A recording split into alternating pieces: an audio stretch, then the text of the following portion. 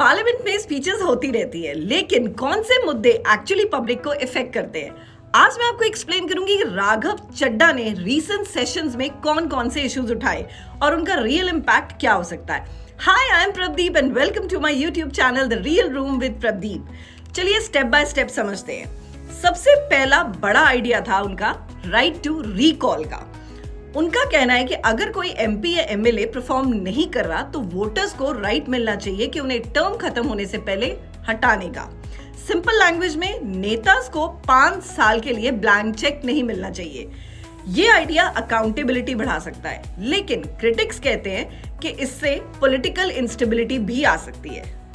अब जो दूसरा मुद्दा उन्होंने उठाया गिग वर्कर्स का, उन्होंने स्पेशली डिलीवरी राइडर्स के इशू को रेज किया। 10 मिनट डिलीवरी के कल्चर को उन्होंने डेंजरस बताया। उनका कहना है कि स्पीड के चक्कर में वर्कर्स की सेफ्टी कॉम्प्रोमाइज हो रही थी। उन्होंने डिमांड की social security, insurance, dignity for gig workers. ये टॉपिक डायरेक्टली यूथ और अर्बन इंडिया से कनेक्टेड है। अब उनका तीसरा मुद्दा था फूड अडल्ट्रेशन का। राज्यसभा में उन्होंने फूड अडल्ट्रेशन का इशू उठाया। मिल्क में यूरिया, आइसक्रीम में डिटर्जेंट जैसे एग्जाम्पल्स देके कंज्यूमर सेफ्टी पर सीरियस कंसर्न्स रेज किए। उनका फोकस था strict implementation, not just laws on paper.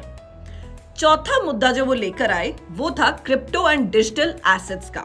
India crypto पर 30% टैक्स लगाता है, लेकिन लीगल फ्रेमवर्क नहीं है। उनका आर्ग्यूमेंट है अगर टैक्स कर रहे हो तो रेगुलेट भी करो, क्लैरिटी दो ताकि इन्वेस्टर्स और स्टार्टअप्स इंडिया में ही ग्रो कर सके। देखा जाए तो ये अब इकोनॉमिक मॉडर्नाइजेशन का एंगल है।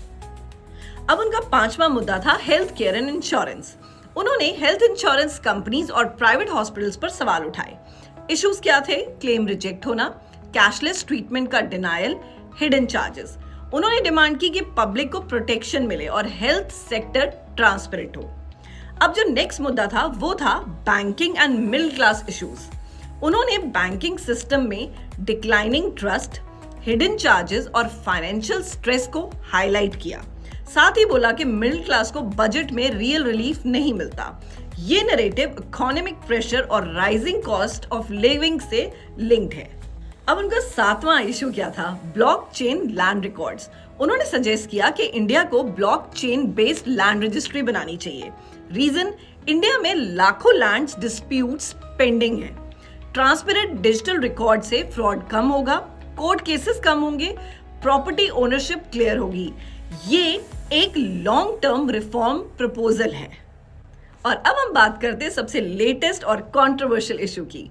टेलीकॉम कंपनीज जैसे जियो, एयरटेल, वोडाफोन आइडिया पर सवाल। इशू क्या है? जब प्रीपेड रिचार्ज एक्सपायर होता है तो कंपनीज आउटगोइंग कॉल्स बंद कर देती है। अंडरस्टैंडेबल, लेकिन इनकमिंग कॉल्स भी ब्लॉक कर देती है। ओटीपी और एसएमएस सर्विसेज भी स्टॉप हो जाती हैं। अब सोचिए, आज हर चीज फोन नंबर से लिंक्ड है। बैंक ओटीपी, यूपीआई, आधार, जॉब कॉल्स, इमरजेंसी कॉन्टैक्ट्स, सब कुछ।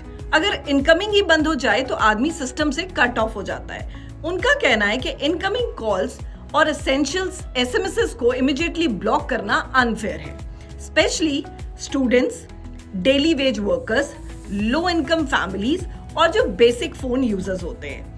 उन्होंने डिमांड की कि एटलीस्ट एक ग्रेस पीरियड मिले जिसमें इनकमिंग सर्विसेज कंटिन्यू रहें even after recharge expiry.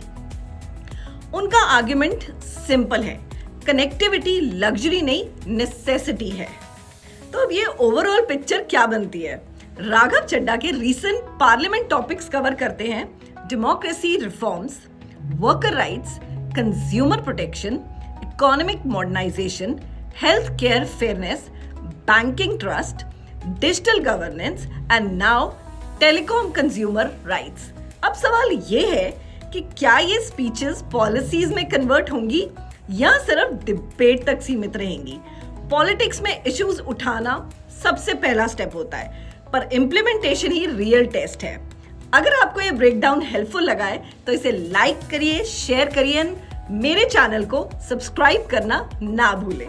The real room with Pradeep, because informed citizens make stronger democracies. See you in the next video. Till then, take care. Bye-bye.